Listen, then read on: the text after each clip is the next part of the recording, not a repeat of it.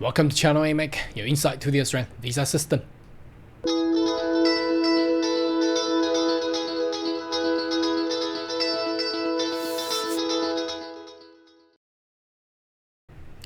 Good day everyone, my name is Carl Yang, your online YouTube visa consultant. Are you interested in migrating to Australia? Why don't you consider to subscribe to my channel and turn on the bell on the side so once all the updates and news, you'll be the first one getting all the insight. Now, I believe everybody, if you were in Australia, probably already got this news because it was a breaking news yesterday, not about Olympic, but the Prime Minister Anthony Albanese has announced a cabinet reshuffle. Now, what is cabinet reshuffle? It's basically changes of all the ministries, who is going to be the minister for the government currently. Obviously, the target is towards the general election next year.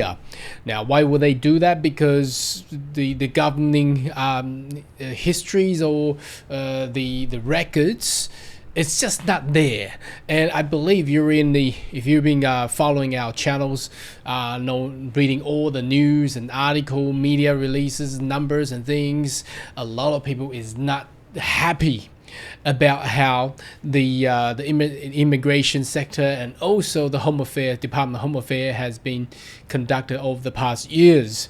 It's been controversial. Based on the detention issue, now obviously we don't cover that kind of issue there. There has been a huge matter in regards to allowing the detainee to be out of the detention center, which a lot of them actually are criminals. That has been a major issue there.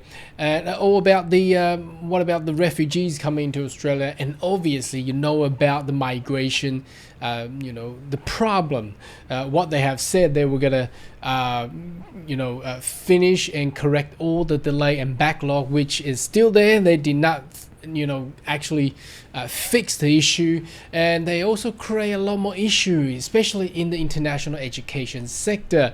So when the Prime Minister Anthony Albanese announced the reshuffle and the change in the move of Claire O'Neill and Andrew Giles, guess what? A lot of people and a lot of friends of mine in the industry is actually quite happy and excited.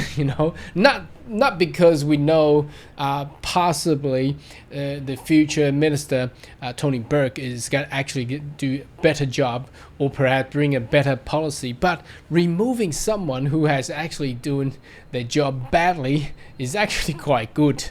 Anyway, let's have a look at this news article, and at the end of this video I would like to also go into the history of Tony Burke and see how he was the former immigration minister as well. If you don't know about it, it's about 10 years ago. But anyway, we'll have a check on that, his record there. So, all right, let's go into the news article. So you can see this is from the ABC News. That Anthony Albanese moved Claire O'Neill, Andrew Giles, and promote other ministers with the reshuffle, especially with the controversial ministers of Claire O'Neill and Andrew Giles, who has, well, I believe they were trying to do their job, but it's just the way how they conducted and implement the policy has made a lot of people struggle. A lot of Australian businesses, university institutions struggle a lot, especially on the international education sector, where they promises to do so with the extended 485 visa. Then 1 year later, that's so short. A policy is being announced with the extended 485 post graduate visa, and then suddenly they take that back, and then they are cutting a lot of the international education numbers there. So it just creates a lot of mess. Anyway, if you wanted to know all these information, you may want to check out my other videos in my channel. You can search on a lot of my, well, not complaint but comments, but complaint from the industry in regards to how badly the policy has been handled in the past. So now we welcome the Tony Burke, MP Tony Burke, who has been with the immigration portfolio 10 years ago. And now he's back to the position. I believe that he will really make things better. Currently there's just a lot of problem there. Now, since this has been announced, this is interesting that the Koala News, which is the international education sector, has basically putting this on news media, not because of this new minister has been announced or placed, but it's you don't see these kind of things often because of the new ministries coming in. It's more about the industry is really fed up with the previous ministers who had really got the sector. A lot of people lost their job. I got friends who were in the international education sector, basically lost their job in the past 6 months. And even a lot of institutions are calling out that the current policy is actually worse than what they had experienced during COVID. You see how bad it is.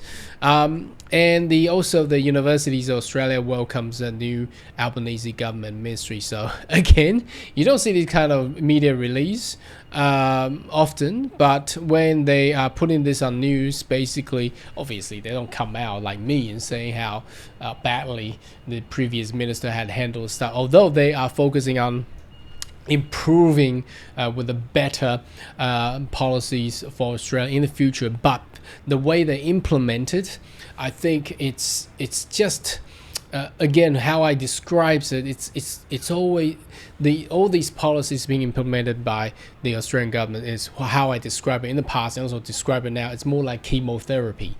Chemotherapy, you found a cancer cell, and what you do with the chemo is they kill the bad cell, that's the cancer cell, but they also kill the good cells as well, right? So it's just not the way how a government should really perform.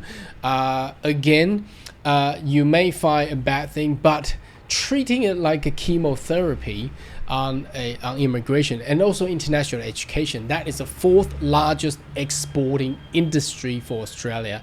It's just not right. Imagine this: if one of your organ is the fourth largest or fourth most important organ in your body, for example lungs or perhaps stomach, and then you're doing chemo on that part of your organ, you're gonna die. You definitely die. You may inquire any medical doctors or medical profession, and I don't think you need a medical profession to identify that the fourth most important organ of your body, if you put a chemotherapy on that organ, will you still survive? Probably. I think that the way to survive probably less than 10% or 5%. So again, if we put this description or how we describe this, putting in a scenario on the current problem, and that's I believe that is why the Prime Minister of Australia is looking to replace another and an experienced previous immigration minister to hold the portfolio, to redirect and put in corrections to all these policies towards the general election next year. Otherwise, I don't think Labour will have any winning chances there. So hopefully that the Tony Burke will actually do a better job. I think he has a lot of crap to actually correct. Anyway, let's have a look at his past. Now, he was the Minister of Immigration back in 2013 and 14. If we count the year back then, I think that was the last year of Labour government before the Liberal government, LNP, took place on 2014 and 15, and then they reigned until 2022. It's about 9 years of ruling there, governing. Okay, so this is actually the figure back in 2013 and 14. You may want to Google this and have a look. Now, there's not much looking into the figure, but it's pretty close to what we are getting for the recent year, because of the numbers are actually the government back then was Labour government as well. So the permanent intake back then was about 200,000, as you can see there, right in the figure there, and they aim at 190,000. So that's about the same as what we are currently doing at this point in time. So the figures are quite the same, and if we look into the actual detail of how many application or granted.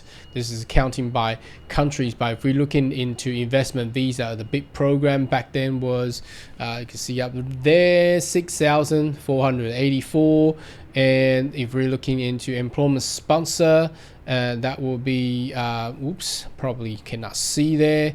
Let me just turn myself off. Okay, so you can see that it's 48,000. That's a lot more than what we expected for this year's aim. And then the skill independent and the state nomination is about the same as this year, but we have a little bit of twist towards these two figures there. But it will be, I think, will be quite similar to what we expected. So now there has not been too much of the issues while Tony Burke was the immigration minister back then, and back then I was also been practicing. However, I think there's a lot more good side about how Tony has been handled the immigration department back in 2013 and 14 compared to what we have foreseen for the past years, 2022 and 23. It was a mess. The government came in with a promise to cut the backlog out and then make the more permanent migration rather than temporary, permanent temporary migrations. However, I don't think they have actually fixed the problem. There has also been a lot of 189 visa, 491, 190 visa pending for more than a year. So I thought they wanted to finish all the backlog, but they are creating a lot more backlog, in fact. And I believe that's the way to go. And still looking towards the upcoming policy change or announcements on the skills and demand visa, the new point test systems, and also the new global talent and the NIV, that's including the investment or business innovation visa there. Hopefully there will be a lot more better policy to be implemented, especially on the 485 visa with the people who are above 35 years of age, which is crazy. You get those people coming in and study already. That's last year or the year before, and they were on 33 or 34, or 35 plus. Now they have no way to go. So hopefully the new minister of Home Affairs and Immigration, Tony Burke, will actually get that fixed as well. Anyways, if you have more question, crew, more than welcome to leave a comment right down below, and I'll see you next video. Goodbye.